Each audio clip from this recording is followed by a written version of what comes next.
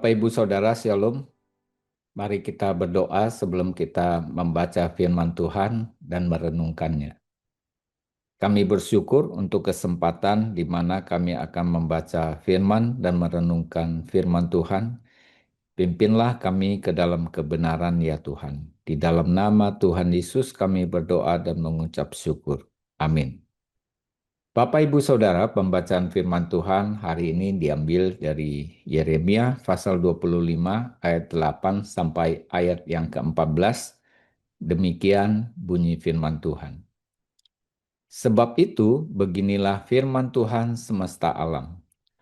Oleh karena kamu tidak mendengarkan perkataan-perkataanku, sesungguhnya aku akan mengerahkan semua kaum dari utara. Demikianlah firman Tuhan, menyuruh memanggil Nebukadnezar, Raja Babel, hambaku itu. Aku akan mendatangkan mereka melawan negeri ini, melawan penduduknya, dan melawan bangsa-bangsa sekeliling ini, yang akan kutumpas dan kubuat menjadi kengerian, menjadi sasaran suitan, dan menjadi ketandusan untuk selama-lamanya. Aku akan melenyapkan dari antara mereka suara kegirangan dan suara sukacita, suara pengantin laki-laki dan pengantin perempuan, bunyi batu kilangan dan cahaya pelita. Maka seluruh negeri ini akan menjadi reruntuhan dan ketandusan, dan bangsa-bangsa ini akan menjadi hamba kepada Raja Babel 70 tahun lamanya.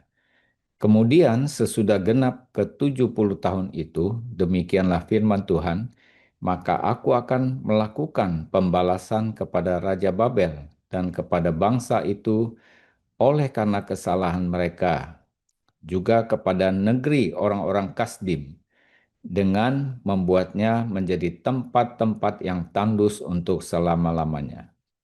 Aku akan menimpakan kepada negeri ini segala apa yang kufirmankan tentang dia, yaitu segala apa yang tertulis dalam kitab ini, seperti yang telah dinubuatkan Yeremia tentang segala bangsa itu. Sebab mereka pun juga akan menjadi hamba kepada banyak bangsa-bangsa dan raja-raja yang besar, dan aku akan mengganjar mereka setimpal dengan pekerjaan mereka dan setimpal dengan perbuatan tangan mereka. Amin. Bapak Ibu Saudara, bagian pertama dari ayat ke-8 ini adalah penjelasan tentang alasan penghukuman yang akan dijatuhkan oleh Tuhan kepada kerajaan Yehuda, yaitu ketidaktaatan mereka. Mereka tidak mau mendengarkan akan perintah Tuhan yang disampaikan oleh para nabi, Nabi Yeremia dan para nabi yang lain. Mereka menutup telinga bagi firman Tuhan.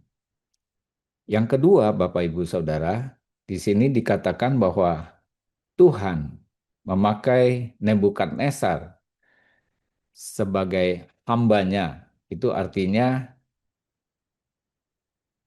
Nebukadnezar, Raja Babel, itu juga adalah di bawah kuasa Tuhan, karena Tuhan adalah Allah segala yang ada di dalam dunia ini. Tuhan adalah Allah alam semesta.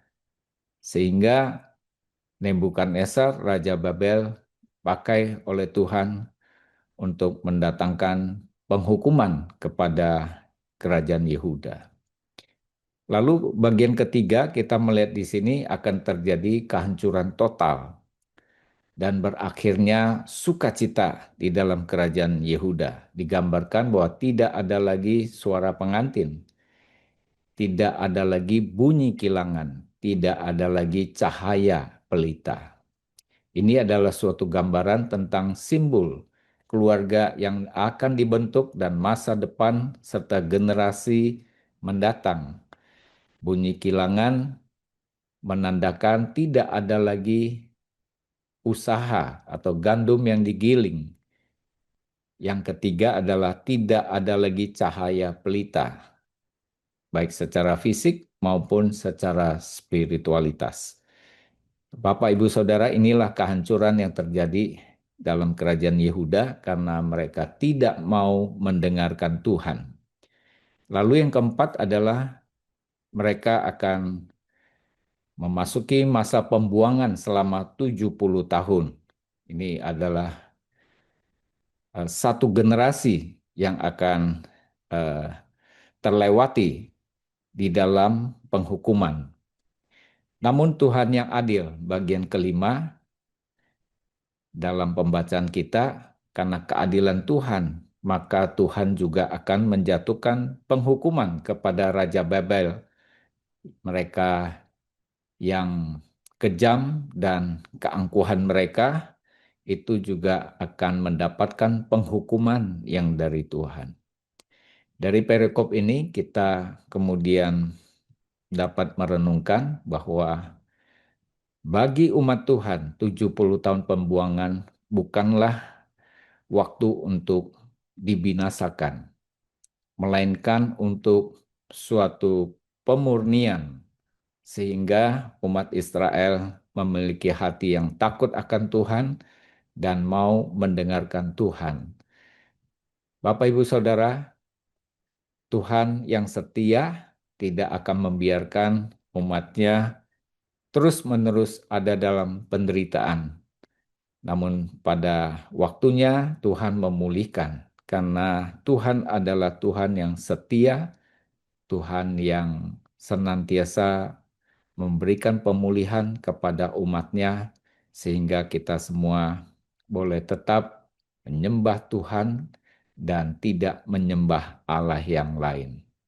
Amin. Kiranya Tuhan memberkati kita semua. Mari kita berdoa.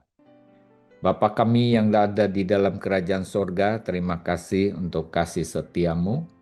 Pimpinlah supaya kami semua taat kepada perintahmu, taat kepada firman-Mu, sehingga kami tidak menyembah Allah yang lain atau bahkan memberhalakan Tuhan, melainkan kami boleh hidup seturut dengan kehendak Tuhan dan memuliakan Tuhan dalam segala kehidupan dan pelayanan kami. Terpujilah nama-Mu, di dalam nama Tuhan Yesus kami berdoa dan mengucap syukur. Amin. Sampai jumpa, Tuhan memberkati kita semua.